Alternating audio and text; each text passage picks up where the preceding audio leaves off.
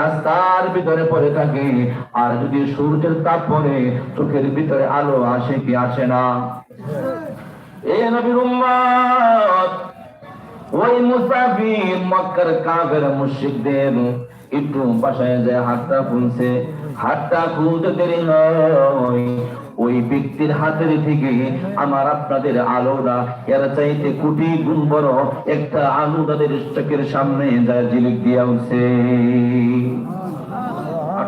সুবহানাল্লাহ।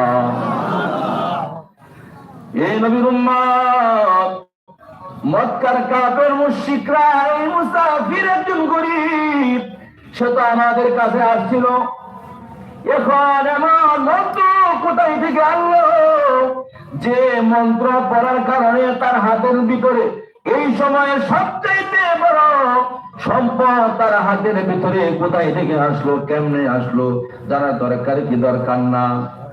আমাদের দেশে হলে রাত